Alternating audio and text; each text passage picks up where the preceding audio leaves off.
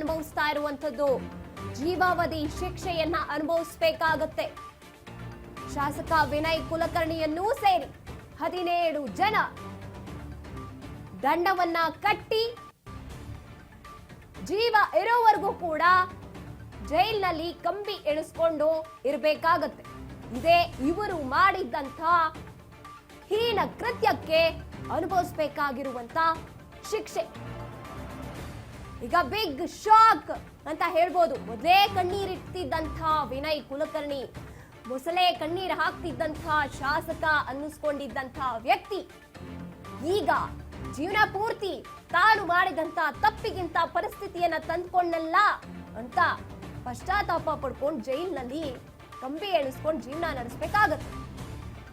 ಮಾಡಿರುವಂತ ತಪ್ಪಿಗೆ ಕಾನೂನನ್ನ ಕಡೆಗಣಿಸಿರುವಂತ ಸೋಕಾಲ್ಡ್ ನಮ್ಮ ಭಾರತದ ಪ್ರಜೆಗೆ, ಶಾಸಕ ಅನ್ನಿಸ್ಕೊಂಡಿದ್ದಂತ ವ್ಯಕ್ತಿಗೆ ಇದೇ ಈಗ ಶಿಕ್ಷೆ ಸಿಗ್ತಾ ಇರುವಂತದ್ದು. ಧಾರವಾಡ ಗ್ರಾಮೀಣ ಕ್ಷೇತ್ರದ ಶಾಸಕನಾಗಿದ್ದ 2 ವರ್ಷಕ್ಕಿಂತ ಹೆಚ್ಚು ಜೈಲು ಶಿಕ್ಷೆ ಆದ್ರೆ ಈಗ ಶಾಸಕ ಸ್ಥಾನಕ್ಕೆ ಕುತ್ತು ಬರುತ್ತೆ.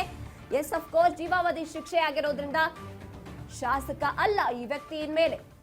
ಕೊಲೆ ಕೇಸ್ನಲ್ಲಿ ಶಾಸಕ ವಿನಯ್ ಕುಲಕರ್ಣಿಗೆ ಬಿಗ್ ಶಾಕ್ ಈಗ ಸಿಗ್ತಿದೆ. ಕಿಲ್ಲರ್ ಕುಲಕರ್ಣಿಯ ರಾಜಕೀಯ ಭವಿಷ್ಯ ಇವತ್ತಿಗೆ ಈ ಕ್ಷಣಕ್ಕೆ ಅಂತ್ಯವಾಗಿದೆ. ಶಾಸಕ ಸ್ಥಾನದಿಂದ ವಿನಯ್ ಕುಲಕರ್ಣಿ ಅನರ್ಹನಾಗಿದ್ದಾನೆ. ಧಾರವಾಡ ಗ್ರಾಮೀಣ ಕ್ಷೇತ್ರದ ಶಾಸಕ ಆಗಿರೋ ಅಲ್ಲ, ಆಗಿದ್ದಂತಹ ವ್ಯಕ್ತಿ ಈಗ ಅದನ್ನ ಮರೆಯಬೇಕಾಗುತ್ತೆ ಈ ವ್ಯಕ್ತಿ. ಕೊಲೆ ಕೇಸ್ನಲ್ಲಿ ಶಾಸಕ ವಿನಯ್ ಕುಲಕರ್ಣಿಗೆ ಈಗ ಜೀವಾವಧಿ ಶಿಕ್ಷೆಯನ್ನು ಅನುಭವಿಸುವಂತ ಪರಿಸ್ಥಿತಿ ಬಂದಿದೆ. ಈ ವ್ಯಕ್ತಿಯ ಜೊತೆಗೆ ಇವರೊಬ್ಬ ಪ್ರಭಾವಿ ರಾಜಕಾರಣಿ. ಇವನು ಹೇಳ್ದಂಗ್ ಮಾಡಿದ್ರೆ ನಾವು ಏನು ಕೇಳಿದಾಗ ದುಡ್ಡು ಕೊಡ್ತಾನೆ ಅಂತಾನೋ, ಈ ವ್ಯಕ್ತಿ ಹೆಸರು ಹೇಳ್ಕೊಂಡು ನಮ್ಮ ಕೆಲಸಗಳನ್ನ ಮಾಡ್ಕೋಬಹುದು ಅಂತಾನೋ, ಇಂಥ ಕೃತ್ಯದಲ್ಲಿ ಭಾಗಿಯಾಗಿದ್ದಂತ ಇವನನ್ನು ಸೇರಿಸಿ 17 ಜನಕ್ಕೆ ಎಂಥ ಪ್ರಭಾವಿ ವ್ಯಕ್ತಿಯಾಗಿರ್ಲಿ, ನೀವು ಅವನ್ನ ಬೂಟ್ ನೆಕ್ಕೋಕ್ ಹೋಗಿರ್ಲಿ, ತಪ್ಪು ಮಾಡಿದೀರಾ, ಅದಕ್ಕೆ ಕಾನೂನನ್ನ ಬ್ರೇಕ್ ಮಾಡಿದೀರಾ, ರೂಲ್ಸ್ ಅನ್ನ ಬ್ರೇಕ್ ಮಾಡಿದೀರಾ, ಅನುಭವಿಸಿ ಈಗ ಅಂತ ನ್ಯಾಯಮೂರ್ತಿಗಳು ನೀಡಿರುವಂತ ಇವರು ಮಾಡಿರುವಂತ ತಪ್ಪಿಗೆ ತಕ್ಕ ಶಿಕ್ಷೆಯನ್ನ ಇನ್ನು ಮೇಲೆ ಅನುಭವಿಸ್ತಾರೆ ಇವರು. ಕೊಲೆ ಕೇಸ್ನಲ್ಲಿ ಈಗ ಮತ್ತೊಂದು ಮಹತ್ವದ ತೀರ್ಪನ್ನ ಕೊಟ್ಟಿರುವಂತದ್ದು ಕೋರ್ಟ್. ಜನಪ್ರತಿನಿಧಿಗಳ ವಿಶೇಷ ನ್ಯಾಯಾಲಯ. ಇನ್ನು ಪ್ರಜ್ವಲ್ ರೇವಣ್ಣ ನಂತರ ಈಗ ನೋಡ್ಬೇಕಾಗುತ್ತೆ ವಿನಯ್ ಕುಲಕರ್ಣಿ ಅನುಭವಿಸ್ತಾ ಇರುವಂತದ್ದು ಜೀವಾವಧಿ ಶಿಕ್ಷೆಯನ್ನ. ಪ್ರಭಾವಿ ರಾಜಕಾರಣಿಗಳು ಅಂತ ಹೇಳ್ಕೊಂಡಂತವ್ರು ಗಮನಿಸಬೇಕಾಗುತ್ತೆ. ಕೊಲೆ ಕೇಸ್ನಲ್ಲಿ ಮತ್ತೊಂದು ಮಹತ್ವದ ತೀರ್ಪನ್ನ ಕೊಟ್ಟಿರುವಂತದ್ದು ನ್ಯಾಯಾಲಯ. ಜನಪ್ರತಿನಿಧಿಗಳ ವಿಶೇಷ ನ್ಯಾಯಾಲಯ ನೀಡಿರುವಂತದ್ದು ಪ್ರಜ್ವಲ್ ರೇವಣ್ಣ ನಂತರ ಶಾಸಕ ವಿನಯ್ ಕುಲಕರ್ಣಿಗೆ ಈಗ ಜೀವಾವಧಿ ಶಿಕ್ಷೆಯನ್ನ ಅನುಭವಿಸುವಂತ ಪರಿಸ್ಥಿತಿ ಬಂದಿದೆ. ಪ್ರಜ್ವಲ್ ರೇವಣ್ಣ ಕೂಡ ಅದನ್ನೇ ಅನುಭವಿಸ್ತಾ ಇರುವಂತದ್ದು. ಈಗ ಆ ಪಟ್ಟಿಗೆ ಮತ್ತೊಬ್ಬ ರಾಜಕಾರಣಿ ಸೇರ್ಪಡೆಯಾಗಿದ್ದಾನೆ, ಅದೇ ವಿನಯ್ ಕುಲಕರ್ಣಿ. ಅನುಭವಿಸಬೇಕಾಗುತ್ತೆ. ಏನ್ ರಾಜಕಾರಣಿ ಆಗಿರೋ ರಾಜಕಾರಣಿಗಳ ಫ್ಯಾಮಿಲಿ ಬ್ಯಾಕ್ ಗ್ರೌಂಡ್ ಯಾರು ಇಟ್ಕೊಂಡಿರೋ, ತಪ್ಪು ಮಾಡಿದ್ಯಾ ತಾನೇ ಅನುಭವಿಸು ಅಂತ ಕೊಟ್ಟಿರುವಂತ ತೀರ್ಪಿದು. ಕೊಲೆ ಕೇಸ್ನಲ್ಲಿ ಈಗ ಅನುಭವಿಸಬೇಕಾಗುತ್ತೆ ಜೀವಾವಧಿ ಶಿಕ್ಷೆಯನ್ನ. ಪ್ರಜ್ವಲ್ ರೇವಣ್ಣ ತಾನು ಮಾಡಿದಂತ ಹೇಳ್ಕೊಳ್ಳೋಕಾಗದೆ ಇರುವಂತ ಕೆಲಸಗಳಿಗೆ ಈಗ ಅನುಭವಿಸ್ತಾ ಇದ್ದಾನ ಆ ವ್ಯಕ್ತಿ. ಯೋಗೇಶ್ ಗೌಡ ಕೊಲೆ ಕೇಸ್ನಲ್ಲಿ ಈಗ ಮಹತ್ವದ ತೀರ್ಪು, ಜೀವಾವಧಿ ಶಿಕ್ಷೆಯನ್ನ ಅದೇ ರೀತಿ ಅನುಭವಿಸ್ತಾ ಇರುವಂತದ್ದು ಶಾಸಕ ವಿನಯ್ ಕುಲಕರ್ಣಿ.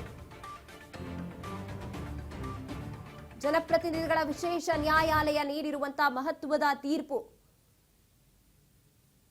ಶಾಸಕ ವಿನಯ್ ಕುಲಕರ್ಣಿ ಜೊತೆಗೆ ಆ ವ್ಯಕ್ತಿಯನ್ನ ನಂಬ್ಕೊಂಡು ಬಂದಿದ್ದಂತಹ 16 ಜನ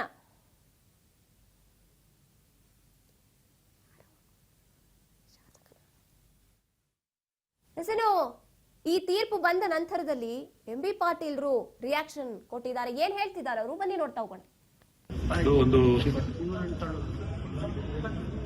ಏನು ತೀರ್ಪು ಬಂದಿದೆ, ಆ ತೀರ್ಪಿಗೆ ನಾವು ನ್ಯಾಯಾಲಯ ತೀರ್ಪಿಗೆ ನಾವು ತಲೆ ಬಾಗಲೇಬೇಕು.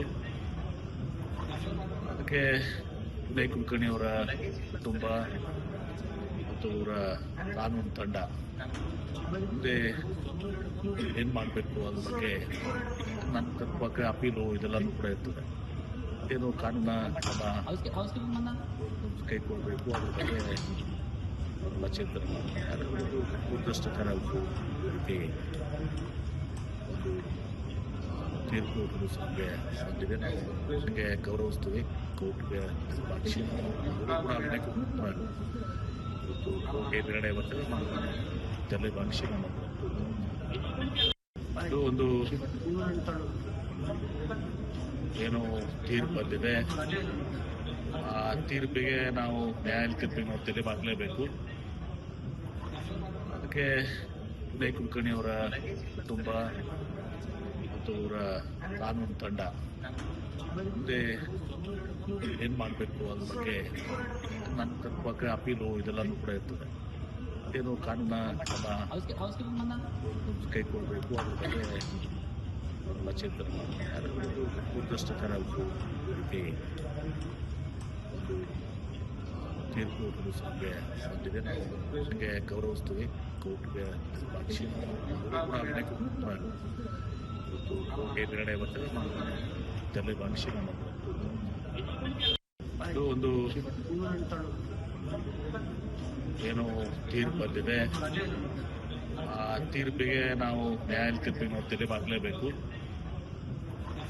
ಅದಕ್ಕೆ ವಿನಯ್ ಕುಲಕರ್ಣಿ ಅವರ ಕುಟುಂಬ ಮತ್ತು ಅವರ ಕಾನೂನು ತಂಡ ಮುಂದೆ ಏನು ಮಾಡಬೇಕು ಅದ್ರ ಬಗ್ಗೆ